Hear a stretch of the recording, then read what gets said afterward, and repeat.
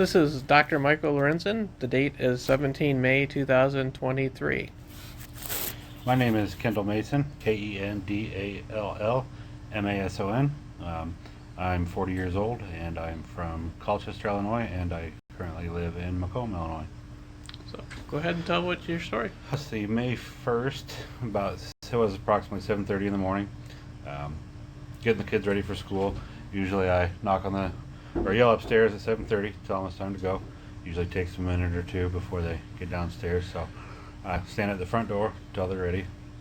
Put my shoes on and I'm just looking out the front door like I normally do. Neighbor has a poodle, so sometimes you can see her playing, him or her over there playing. That morning I seen something over there and kind of caught my eye, and at first I thought it was a poodle, and the poodle's white. I said, well, that's grayish. It was a gray, slight blue undertone. And I watched for a second thinking, seeing a dog, but I was, we're probably 30, 40 yards from that area. There was a animal. It was blue. Well, I'd say it was more gray, had blue undertone. Its arms were feathered. It sounds crazy to say, but I only seen the back half of its head. It looked more like a reptile type, leathery skin. And then it had its arms, kind of, I want to say kind of like wings, but it really wasn't wings, it was more arms. So the arms and the feet were kind of feathered. The back half of the head, which I could see, and down its back and its tail, I could see. I would estimate from how far away we are, it was probably at least 7 feet tall. Standing up? Mm-hmm. It kind of was. I would kind of describe it like how you would see a raptor move in Jurassic Park. How they kind of are like, not really hunched, but how it's kind of the curvature of the back and everything. I would say it was probably 3 feet wide. And then as quickly as I seen it and realized what was going on, seen its tail do a little whip, and it moved towards the trees over there, and I thought, well, it's got to come out the other side. It's just a tree over there and that fence. There's nowhere for it to go. And it was much wider than the tree that it was heading behind. And I just watched it, and it went to the tree, and it should have come out the other side.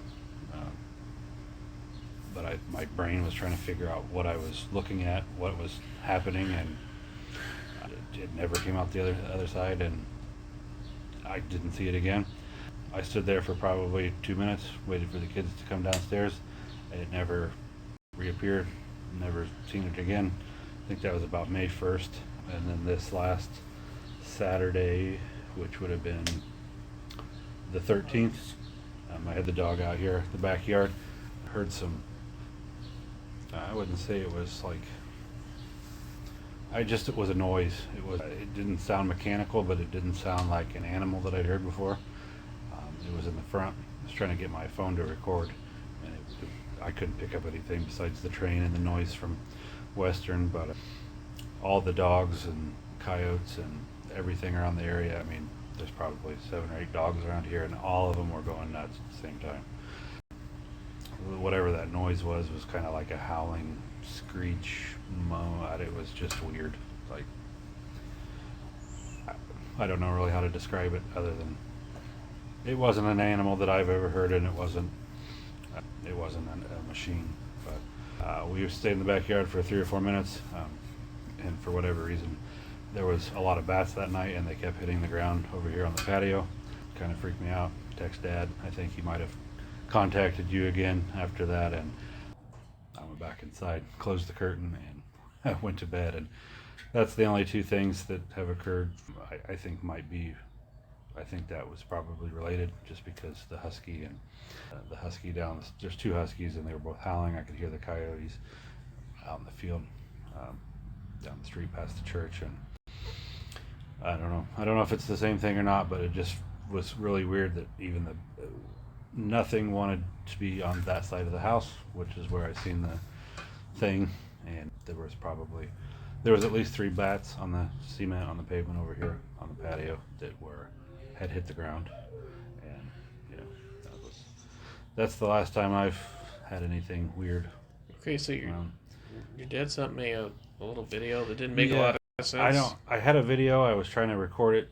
Trying to record the sound, and had the dog with me, and she was freaking out, and there was the bats were on the ground, and I was trying to keep her away from the bats, and I was trying to record the sound, and it just really wasn't picking up that sound. It was Okay.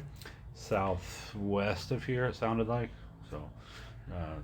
Straight south is the sewer, so it would have been a little bit to the west of that where the sound was. It didn't sound like it was coming from the sewers because you could hear the banging and things from the sewer during the day when they're working, and it didn't sound like anything like that. But it was in that general direction, sounded like back towards the west. Yeah, the video was me struggling with the dog trying to record the sound, and it wasn't. The dog wasn't cooperating. I was the only one awake, and it was Getting stuff when you're an eyewitness isn't as easy as people think it out to be. Yeah, I've never encountered like a Bigfoot or anything like that. I've seen other weird things, but nothing recently, and that was whatever I seen. My brain was not. I mean, I could see it. I'd been awake for an hour and a half. I was coherent.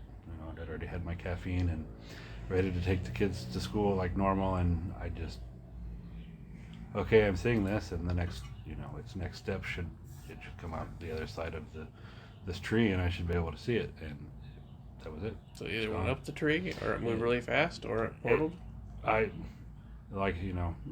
People think that when they hear this type of stuff or see this stuff that we're crazy, because my thought was portal. I mean, even if it got to the other side of the tree, I had to hop a fence, and then I've seen animals back there, and yeah, it was gone. I mean, I couldn't hear anything because the door open, or the door was shut. I just had the glass front door, but yeah, it was gone. So this is your dad's just description. He said he saw a skinwalker. Is that his description? I asked him if he'd ever seen one, because obviously he's into Bigfoot and researching this kind of stuff, and I kind of looked up what skinwalkers might be, what they might look like, because I didn't know how to exactly describe what I seen. But I mean, I did look at some skinwalker pictures of drawings and stuff online, and it didn't necessarily look like anything like that. It was more to me, the best way to describe it was like a raptor mixed with a blue jay. As weird as that sounds, I mean, it was bird-like and reptilian-like. Like I'd say 50-50. I mean, I don't think it didn't look like it could take flight, but it looked like it may have been capable. So yeah, what you're describing doesn't sound like anything. yeah, I've Skinwalkers usually can turn like into wolves or birds, mm-hmm. but they're usually like big versions of animals. Or Yeah. not.